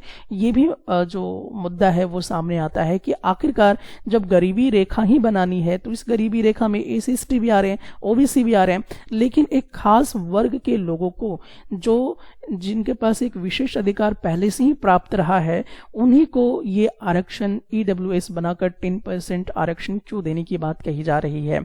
तो ये एक बहुत ही ज्वलंत मुद्दा है और इसमें कैसे डिसाइड किया गया है कि कैसे उनको आरक्षण मिलेगा या नहीं मिलेगा। तो देखिए, ये कुछ पैरामीटर्स बनाए गए हैं और इस पैरामीटर्स में बताए गए हैं कि आप कैसे डिसाइड करोगे कि आप गरीबी रेखा में है या आपकी जो आर्थिक स्थिति है बहुत अच्छी नहीं है, वो हम कैसे डिसाइड करेंगे। तो डिसीजन लेने के लिए एक पैरामीटर बनाया गया है कि अगर मान लीजिए किसी व्यक्ति की जो इनकम है सालाना, वो अगर 8 लाख से कम है तो वो गरीबी रेखा के अंदर है। लेकिन हैरत की बात यह है कि अभी ऐसी बहुत सिचुएशन है जहां मुश्किल से महीने के 5-6 हज़ार रुपए जो हैं वो लोग कमा पाते हैं, लेकिन उन्हें इसके अंदर नहीं रखा जा रहा है, बल्कि ये कह रहा है कि 8 लाख से नीचे जो सालाना कमा पाते हैं उनको गरीबी रेखा में रखा जाएगा। जिनके पास 1000 स्क्वायर फीट से कम रेसिडेंशियल फ्लैट है उनको गरीबी रेखा में रखा जाएगा। तो इस तरह की जो चीज़ें हैं वो यहाँ पर बातचीत हो रही हैं। इस क्राइटेरिया, इस पैरामीटर के आधार पे ये तय किया जाएगा कि वो जो है वो गरीबी रेखा के अंदर हैं, उनकी आर्थिक स्थिति जो है वो बहुत अच्छी नहीं है, इसलिए उनको EWS 10% आरक्षण मिलना चाहिए। और ये सिर्फ और सिर्फ अपर कास्ट लोगों के लिए ही सुरक्षित है, ना कि इसमें कोई AC/ST के लोग इस आरक्षण का लाभ ले सकते हैं, नहीं तो OBC इसमें ले सकते हैं। अब देखिए, ये कंट्रोवर्शियल क्यों होता जा रहा है, इसको समझने के लिए सबसे पहले आपको ये समझना पड़ेगा कि आखिरकार आरक्षण मिला क्यों था AC/ST को या OBC को, किस चीज के लिए मिला था। तो आरक्षण को समझना होगा, इसके लिए हमें इतिहास को समझना बहुत जरूरी है। देखिए, जो भी हमारे कॉन्स्टिट्यूशन में कानून बने हैं वो इतिहास की नज़र से भी देखे गए हैं। इतिहास में जो गलतियां हुई हैं वो गलतियां ना हो और सबको मौका मिले उसके हिसाब से मिली गई हैं। तो यहाँ पर जैसे कि देख रहे हैं कि जो AC/ST को सबसे पहले जो आरक्षण मिला था वो इस आधार पे मिला था क्योंकि उनके ऊपर कहीं ना कहीं एक socially on the base of caste एक डिस्क्रिमिनेशन होता था, यानी कि जाति के आधार पे लगातार उनके साथ जो है वो शोषण होता था। अब इसको समझने के लिए हम लोग कुछ एग्जाम्पल और पहले कुछ इतिहास में जाने का प्रयास करते हैं। तो थोड़ा सा यहाँ पर अब हम लोग देखते हैं कि जो आरक्षण व्यवस्था है वो शुरू कहाँ से होता है, आरक्षण की जो जड़ है वो कहाँ पर है, कहाँ से इसकी शुरुआत होती है। तो इसके लिए मैं आपको 2 मोटी एग्जाम्पल्स आपको दूंगा जिसके माध्यम से आप आरक्षण को समझ पाएंगे। तो सबसे पहले हम लोगों को जाना पड़ेगा मनुस्मृति में, और मनुस्मृति में जो मनु है वो हिंदू धर्म को 4 कैटेगरीज में डिवाइड करके रखे थे, जिसमें से उन्होंने कहा कि एक ऐसा वर्ग है जिसको शिक्षा प्राप्त करने का पूरा अधिकार है और शिक्षा से रिलेटेड जितनी भी पोस्ट हैं उस पे विराजमान होने का अधिकार सिर्फ और सिर्फ ब्राह्मण लोगों को ही होगा। तो ये एक वर्ग होता है। और दूसरा जो वर्ग था वो था आर्मीज वर्ग, जिसको हम कहते हैं क्षत्रिय। तो जितनी भी आर्मीज की पोस्ट है उसमें रहने का जो अधिकार है वो सिर्फ और सिर्फ वैश्य लोगों का होगा, क्षत्रिय लोगों का होगा। और जो भी बिजनेसमैन है उनको सिर्फ बिजनेस के सारे जो हैं वो करने के परमिशंस रहेंगे, जिसको हम वैश्य कहते हैं। और सबसे अंतिम पायदान में रखा गया है जो लेबर्स होंगे, जो उससे भी नीचे तबके के काम करेंगे, उनको शूद्र कहा गया। तो यहाँ पर मनुस्मृति एक आरक्षण जो है वो व्यवस्था बहुत पहले लागू कर देते हैं, लेकिन इसमें दिक्कत ये है कि यहाँ पे फ्रीज कर दिया जाता है एक वर्ग को। जैसे कि एक खास वर्ग को ये कह दिया गया कि आप इस पे पूरी तरह से काम करें, आपको दूसरे जो पोस्ट है उसमें नहीं जाने हैं। जो आपके क्षत्रिय हैं उनको भी फ्रीज कर दिया गया कि आप इससे किसी दूसरे या नीचे ऊपर नीचे नहीं जा सकते, मतलब सीढ़ी है ही नहीं ऊपर नीचे जाने के लिए, उनको फ्रीज कर दिया गया। उसी प्रकार से जो शूद्र थे उनको भी पूरी तरह से फ्रीज कर दिया गया कि आपको जन्मजात ही क्या करना होगा, जो मजदूरी है वो करना है, जो मल मूत्र फेंकने हैं उसके काम ही आपको करने हैं। आप नेतृत्व जो है वो नहीं कर सकते हैं, आपकी भागीदारी बिल्कुल भी जो है वो कानूनी तौर पे नहीं रहेंगे, आपको एक जगह पे फिक्स कर दिया गया। तो ये जो व्यवस्था बनाया गया जिसमें कास्टिज्म की जो वर्ण व्यवस्था है, इसमें लोगों को फ्रीज कर दिया गया है। अब उनके पास मतलब कहा जाता है कि ये एक बंद दरवाजा के जैसा है जिसमें आप बाहर नहीं निकल सकते हैं, आपको एक रूम के अंदर कैद रहना होगा। इस तरह की व्यवस्था जो है वो मनुस्मृति में लागू हो गई थी। तो ये इस तरह से जब ये लागू हुआ तो बड़ा हैरानी की बात यहाँ पर ये है कि आप थोड़ा सा आश्चर्य होंगे कि जो शूद्र लोग हैं उन लोगों को 3000 वर्ष तक पढ़ने का मौका नहीं दिया गया। ये जो व्यवस्था है, इस व्यवस्था में ऐसा नियम मनुस्मृति में बना दिया गया कि 3000 वर्ष तक जो शूद्र लोग हैं उनको पढ़ने का मौका ही नहीं दिया गया।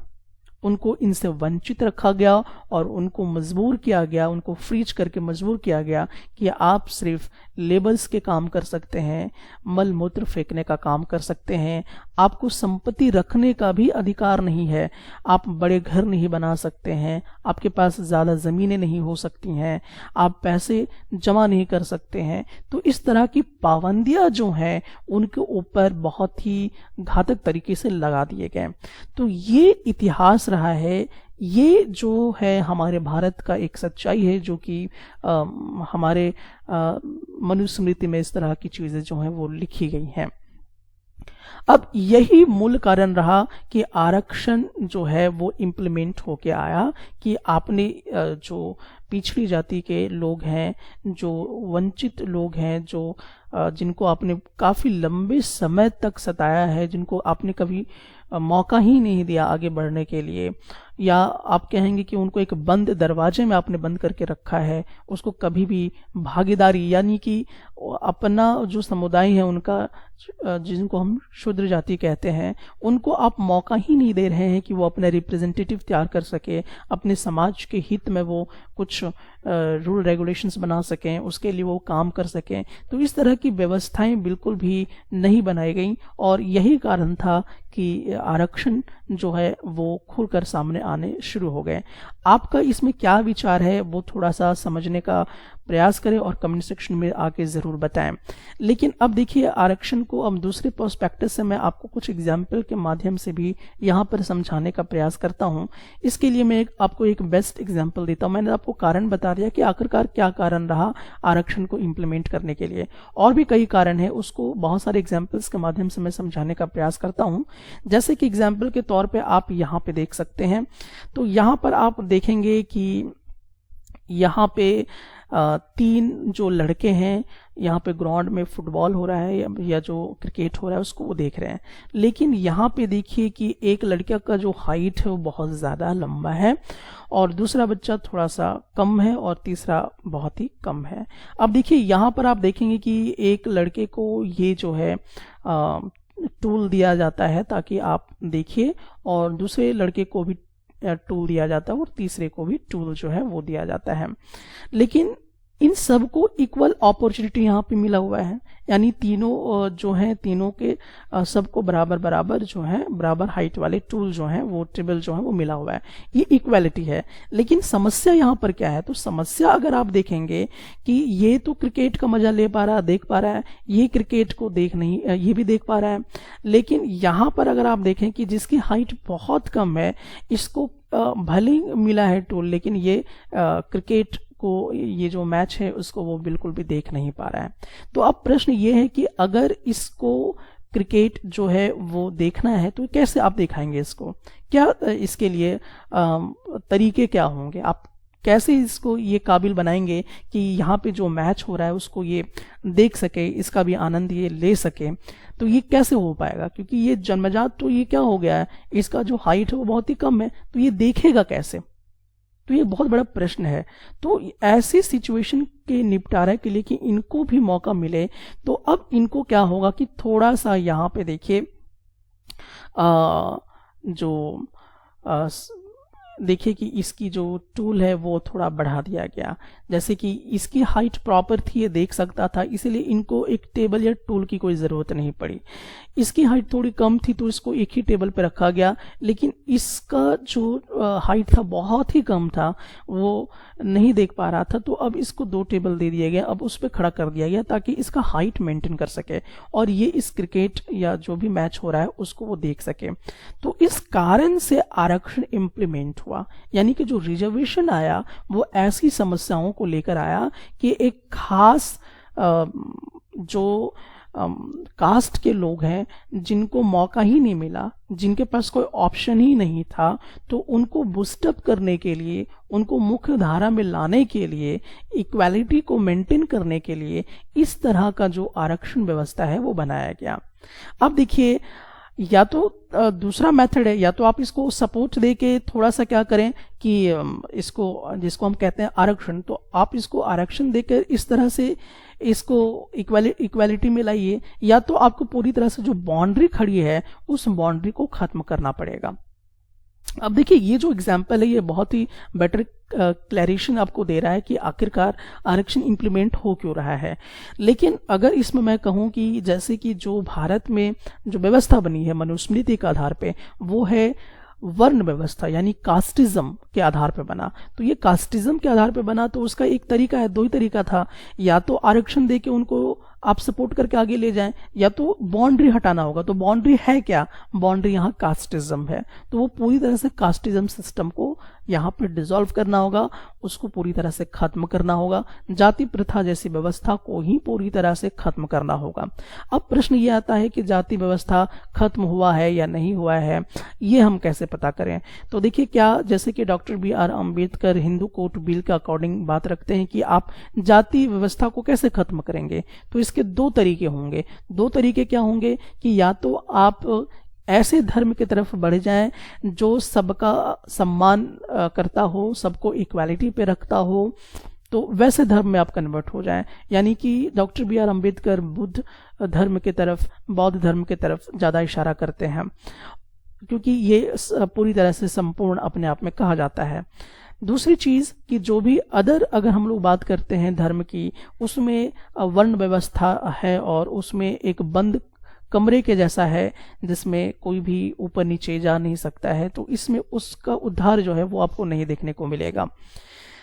तीसरा बात, अगर मैं यहाँ पे दूसरी बात जो कहूँ कि और ये जो जाति व्यवस्था वो आप कैसे खत्म करेंगे, तो डॉक्टर BR अम्बेडकर यहाँ पे एक हिंदू कोर्ट बिल लेकर आते हैं और उसमें कहते हैं कि जो अंतरजातीय विवाह होते हैं उसको काफी प्रमोट करें, यानी कि अलग अलग जातियों के बीच में विवाह कराइए, शादी करवाइए, ताकि इस तरह की जो अनइक्वालिटीज हैं या जो कास्टिज्म पैटर्न है वो पूरी तरह से खत्म हो सके।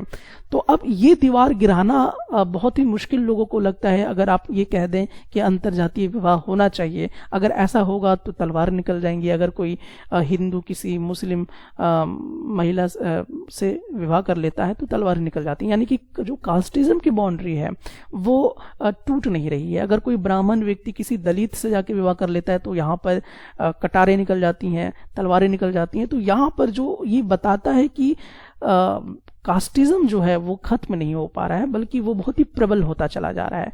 यही कारण है कि इस चीज को खत्म करना बहुत ही मुश्किल है। सो इस कारण से आरक्षण जो है उसको इम्प्लीमेंट किया गया कि भाई इसको खत्म होने में बहुत टाइम लगने वाला है या नहीं भी हो पाएगा, तो इसीलिए हम आरक्षण दे देंगे, एक सपोर्ट उनको देंगे ताकि वो इक्वालिटी के पायदान पे आ सकें।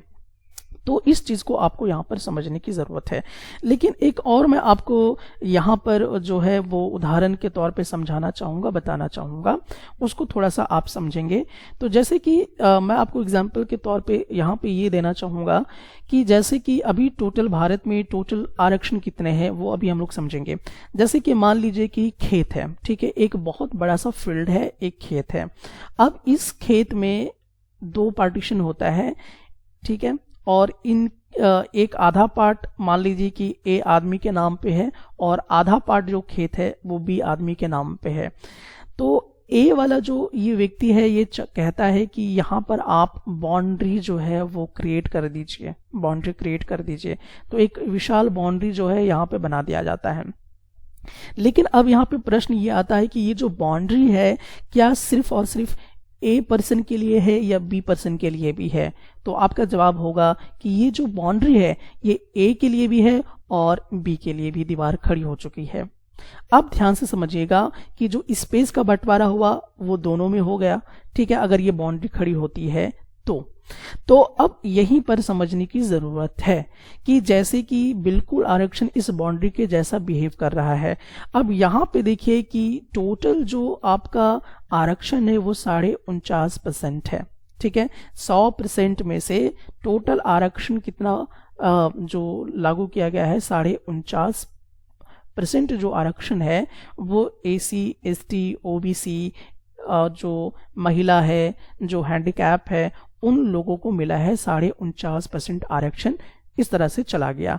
अब बचा कितना? दैट इज 50.5% आरक्षण बच गया, यानी 50.5% ये जो बच गया। अब थोड़ा समझिए, यानी कि आरक्षण इंप्लीमेंट हो गया है तो एक दीवार खड़ा हो गया। अब दीवार खड़ा हो गया तो ए आदमी को कहा गया कि आपके जो वर्ग के लोग होंगे उसको 49.5% जो है वो ऐसे लोग होंगे, जो ऐसे लोग आएंगे जिसमें OBC होंगे, AC होंगे, ST होंगे, महिला होंगे, हैंडीकैप होंगे, वो सब इसके अंदर आ जाएंगे और आपकी प्रतिनिधित्व जो है इस समाज में दिखाई देगा। अपने समाज के बात को आप ला सकते हैं, आपके समाज को लोगों को भी इस तरह के मौके जो हैं वो मिलेंगे। लेकिन आप सोचिए कि यहाँ पे जो पूरा फील्ड है ये 50.5%, ये तो अपने आप में रिजर्वेशन बन गया। वो 49.5% तो बना, लेकिन एक दीवार जब खड़ा हुआ तो 50.5% का जो स्पेस है, जो जगह है, ये तो पूरी तरह से अपने आप में इंप्लीमेंट हो गया। लेकिन अब देखिए इसमें लड़ने वाले 85% लोग हैं। ये जो 49.5% में जो आरक्षण है वो 85% लोगों के लिए है, और ये जो 50.5% है इसमें लड़ने वाले कितने हैं? 15% लोग हैं। अब बताइए कि कंपटीशन किनका टफ हुआ? जिसकी आबादी 85% है और उनको आरक्षण मिल रहा है 49.5%, लेकिन जिस कौम की आबादी मात्र 15% है लेकिन उसकी आरक्षण देखिए कितना ज्यादा है, 50.5%। प्लस यही हम नहीं देख सकते हैं, यहाँ पर एक 10% का आरक्षण भी लागू हो गया। तो कुल मिला के अगर आप देखते हैं तो यहाँ पे 60% का आरक्षण आपको दिखाई देने लगेगा। तो कहीं ना कहीं ये डिसबैलेंस कर रहा है। ये जो 10% का आरक्षण है ये कहीं ना कहीं गड़बड़ी पैदा करना शुरू कर दिया कि आखिरकार ऐसा क्यों हो रहा है। तो दीवार जब बनती है किसी एक खेत में तो दीवार दोनों के लिए बनती है, ठीक है। तो जो आरक्षण इंप्लीमेंट हुआ तो ऐसा नहीं है कि सिर्फ वो 85% के लोगों के लिए ही बना है, AC ST OBC के लिए बना है, बल्कि जो 15% के लोग हैं जिसमें अपर कास्ट के लोग आते हैं उनके लिए भी ऑटोमेटिकली क्या हो गया, आरक्षण व्यवस्था बन गई। अब उनको 15% लोगों को इतना सारा आरक्षण मिल गया, 50.5% आरक्षण मिल गया, इसमें उनको फाइट करना है। जो SC ST OBC के लोग हैं वो तो इसी में लड़ते रहेंगे। तो उनका कंपटीशन क्या हो गया, टफ हो गया। तो ये जो है आरक्षण आखिरकार इस मकसद से यहाँ पे अगर समझने का प्रयास करेंगे तो आरक्षण आपको बहुत ही यहाँ पर जो है दिखाई देगा। तो यही इसमें विवाद है कि 10% जो आरक्षण EWS लोगों को मिला है, जिसकी इकोनॉमिक सेक्शन बहुत ही वीक है, उन लोगों को जो मिला है 10% आरक्षण, वो इकोनॉमिक के आधार पर बना हुआ है। तो यहाँ पर ये व्यवस्था नहीं होनी चाहिए, क्योंकि डिस्क्रिमिनेशन उनके साथ नहीं हुआ है। ऐसा नहीं है कि वो उनको पढ़ाई से वंचित रखा गया था या उनको बड़े पद में जाने से रोक के रखा गया था, उनको बंद कमरे में रखा गया था, ऐसा नहीं है। अब इस बात को भी समझने के लिए मैं आपको एक और यहाँ पे लॉजिक देने का प्रयास करूंगा, उसको थोड़ा सा समझने का प्रयास हम लोग करते हैं। तो लॉजिक क्या है, अगर आप पूरा डेटा अगर निकालते हैं तो डेटा निकालने में आप देखिए कि जो आरक्षण मिला है, तो आरक्षण मिलने पे आप देख सकते हैं कि जो आपका विधायिका है, तो विधायिका कहने का मतलब है कि उस वाली फील्ड में अभी जैसे आरक्षण अगर नहीं होता तो बहुत सारे MLA नहीं बन पाते, SC ST OBC के लोग वो वंचित हो जाते, उनको कभी यहाँ पर अपना रिप्रेजेंटेटिव चुनने का मौका ही नहीं मिलता जो उनका प्रतिनिधित्व कर सके, तो कहीं ना कहीं उनको रोक दिया जाता। उसी तरह से जो गांव वगैरह में मुखिया का चुनाव होता है, वार्ड का चुनाव होता है, तो वहां पर भी अगर ये आरक्षण व्यवस्था नहीं होती तो वहां पर क्या होता कि जो उनका प्रतिनिधित्व करते हैं उनको भी रोक दिया जाता। तो इनका प्रतिनिधित्व, इनके समाज में विकास हो सके, इनके लोग प्रतिनिधित्व कर सकें, इसमें समाज में भागीदारी निभा सके, इसलिए उनको जो है आरक्षण जो है वो यहाँ पे मिलता है, ताकि वो भी MLA बन सके, MP बन सकें। और कार्यपालिका की अगर हम बात करते हैं तो कार्यपालिका में भी जैसे वो IAS बन सके, IPS बन सके, उनके समाज के लोग भी SC ST OBC के समाज के लोग भी आ सकें और अपने समाज का प्रतिनिधित्व कर सके, यानी कि रिप्रेजेंटेटिव तैयार किया जा सके। उनको मौका मिलना चाहिए वैसे वर्ग को, ताकि वो इस फील्ड में भी काम कर सके। ऐसा नहीं कि उनको एक ही फील्ड में सीमित करके रखना है, बल्कि उनको एक मौका प्रोवाइड किया जा रहा है ताकि सब में इक्वालिटी आ जाए। यानी कि जो स्वर्ण लोग हैं वो भी IPS IAS बने, जो OBC SC ST के लोग हैं वो भी IAS IPS बने। तो इस तरह का विचारधारा यानी इक्वालिटी पे आना चाहिए। लेकिन अब ये आएगा कैसे, क्योंकि 3000 साल तक तो उनको पढ़ने का मौका नहीं दिया गया। तो जाहिर सी बात है ये रेस तो सेम नहीं है ना। कहने का मतलब है कि इसको एक और एग्जाम्पल आप समझ सकते हैं कि मान लीजिए 5 किलोमीटर का रेस है, तो 5 किलोमीटर का रेस तय करना है, जिसमें से मान लीजिए कि अपर कास्ट के लोग हैं वो ऑलरेडी यहाँ पर 3 किलोमीटर की दूरी तय करके बैठे हुए हैं, और जो SC ST OBC के लोग हैं वो एकदम 0 से स्टार्ट करेंगे।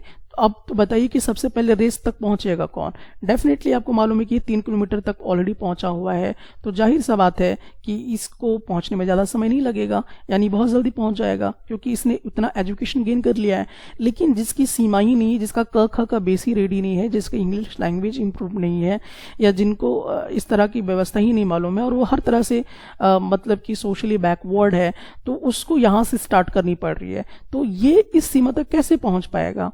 तो ये वाला जो आप देख रहे हैं ना फिगर, ये बहुत काफी ज्यादा आपको समझाने का प्रयास करेगा। तो यही कारण है कि इसको हम यहाँ तक, इसको भी 3 किलोमीटर के बीच में लेके आएंगे, ताकि ये क्या कर सके, रेस को कंप्लीट कर सके। दोनों के बीच का जो रेसिंग होगा वो बराबरी पे होना चाहिए, ना कि बहुत ज्यादा डिफरेंसेस के बीच में होनी चाहिए। तो एक यहाँ पर आप समझ सकते हैं।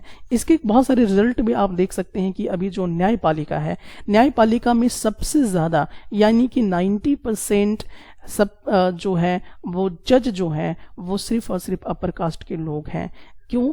क्योंकि इसमें अगर अभी तो कोई आरक्षण ही नहीं बना, न्यायपालिका में अगर होता तो शायद होता कि इतना जो 75 साल हमारे देश का हो चुका है, संविधान बना हुआ, देश को आज़ाद हुआ, लेकिन जो 15% वाले लोग हैं वही लोग कब्जा करके बैठे हुए हैं 90% न्यायपालिका में, ठीक है। लेकिन जो 85% के लोग हैं वो अभी मात्र मुश्किल से 10% 8% ही न्यायपालिका में आ पाए हैं। तो ये एक बहुत बड़ा गैपिंग है।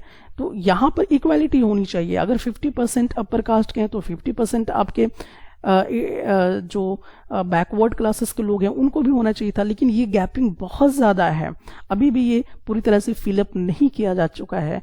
तो यहाँ पे देखिए कि जो एजुकेशन का टूल आप देख रहे हैं, क्योंकि इनके जो पूर्वज हैं जो 50% वाले लोग का, वो लगातार 3000 साल तक पढ़ते चले गए, तो उनका जो मॉडिफिकेशन होगा और जो 85% के लोग हैं उनको 3000 साल से वंचित रख दिया गया है, तो ये रेस में कैसे पहुंचेंगे। तो यहाँ पर देखिए कि न्यायपालिका में सबसे ज़्यादा कब्जा आपको 15% वाले लोगों का ही नजर आएगा। तो ये एक बहुत बड़ा गैपिंग या डिफरेंस है, तो इसको इक्वालिटी में कैसे लाया जाएगा, ये एक बहुत ही इंपॉर्टेंट सवाल है। वही मैं कुछ और एग्जाम्पल आपको देना चाहूंगा कि जो केंद्रीय विद्यालय है, सेंट्रल गवर्नमेंट स्कूल है, इसमें 99% सिर्फ स्वर्ण जाति के लोग ही हैं। अब ये इतना बड़ा गैपिंग क्यों है? अगर हमारे देश को आज़ाद हुए 75 साल हो गए हैं और लगता है कि ये कास्टिज्म काम नहीं करता है, तो डेफिनेटली यहाँ पर जो SC/ST या जो भी आपके OBC के लोग हैं, जो बैकवर्ड क्लासेस के लोग हैं, उनको ये जगह तो फिलअप करना चाहिए था, उसमें इक्वालिटी आनी चाहिए थी, लेकिन अभी तक ऐसा नहीं हो पाया है। 99% कब्जा सिर्फ और सिर्फ स्वर्ण जातियों के लोगों का है। और भी एग्जाम्पल के तौर पे इसको हम लोग देख सकते हैं, जैसे कि देश को आज़ाद हुए आज 75 साल हो गए हैं, लेकिन इस देश में कभी भी आज तक ऐसा नहीं हो पाया कि दलित समाज का या बैकवर्ड समाज का या जो अनुसूचित जनजाति समाज का कोई व्यक्ति देश का प्रधानमंत्री बना हो। ये कैसे पॉसिबल हो सकता है? जिसकी आबादी इतनी ज़्यादा हो, उनको आज तक ये मौका नहीं मिल पाया कि वो इस देश का प्रतिनिधित्व करे और उनको प्रधानमंत्री बनाया जाए। राष्ट्रपति की बात मैं नहीं कर रहा हूं, मैं प्रधानमंत्री की बात कर रहा हूं। प्रधानमंत्री पद में अभी तक 75 वर्ष में ऐसा क्यों नहीं हो पाया कि उनको ये जगह मिल पाई? तो ऐसा नहीं लगता है कि यहाँ पर ये मौका नहीं मिल रहा है? अगर यहाँ पे आरक्षण होता तो क्या मजबूरी नहीं होती लोगों की कि यहाँ पे आप वैसे लोगों को रखते?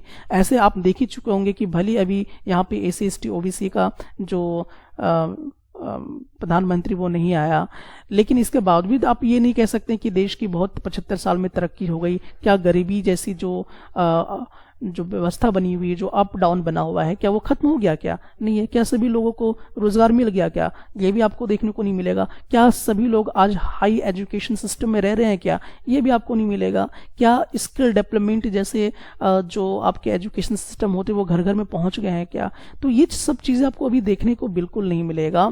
तो यहाँ पे जो दलित समाज के लोग हैं, जो ST समाज के लोग हैं, वो आज भी इस देश के प्रधानमंत्री नहीं बन पाए हैं।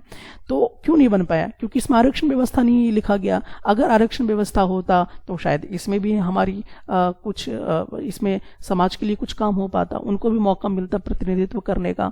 लेकिन MLA में मिला तो MLA में आके हम लोग यहाँ पे देखते हैं या मुखिया वगैरह में देखते हैं, तो यहाँ पर ये तमाम चीज़ें जो है इस तरह की भागीदारी वो निभा सके, सामाजिक समरसता आ सके, सामाजिक तौर पे वो इक्वालिटी पे खड़े हो सके, इसलिए आरक्षण को व्यवस्थित किया गया है, ना कि गरीबी हटाओ मुहिम को। यानी जिनको मौका नहीं मिला कभी भी दूसरे फील्ड में आने के लिए, उनको उस फील्ड में आने का मौका दिया जा रहा है ताकि वो भी खड़ा हो सके और अपने समाज का प्रतिनिधित्व कर सके। लेकिन इस चीज से उनको वंचित रखा गया। तो इस कारण से यहाँ पर आरक्षण जैसी व्यवस्था जो है वो बनाई गई थी ताकि वो सशक्त हो सके और वो रिप्रेजेंटेटिव जो है वो बन सके। तो आई थिंक मैं आपको यहाँ पर बहुत सारे लॉजिक देने का प्रयास किया हूँ, लेकिन मैं जानता हूँ कि ये पूरी तरह से कंप्लीट नहीं होगा इस पे इतनी सारी बातें करना, लेकिन हमें और भी बहुत सारे इस पे डिस्कशन करने की ज़रूरत है। तो अभी तो फिलहाल बस मैं इतना ही करूंगा क्योंकि ये लेक्चर बहुत बड़ा हो जाएगा, इसीलिए इस चीज़ को आपको समझना है। और ये जैसे कि मैंने आपको बताया कि यहाँ पे जो आपका 10% का जो EWS का जो आरक्षण है वो यही कारण से बहुत ज़्यादा यहाँ पर विवादित रह चुका है, क्योंकि ये जो आरक्षण व्यवस्था है ये आर्थिक स्थिति पर है ना कि भागीदारी पर है, क्योंकि पहले से ही जो अपर कास्ट के लोग हैं वो नेतृत्व कर रहे हैं हमारे देश को। तो EWS इसलिए बहुत ही ज्वलंत मुद्दा है। इसमें जो आरक्षण बनी है अब ये कैंसिल होगा, ये मॉडिफाई होगा, ये कोर्ट के पास मामला है और वहां पर इस चीज़ का निर्णय लेना है जो इसका वर्डिक्ट आएगा।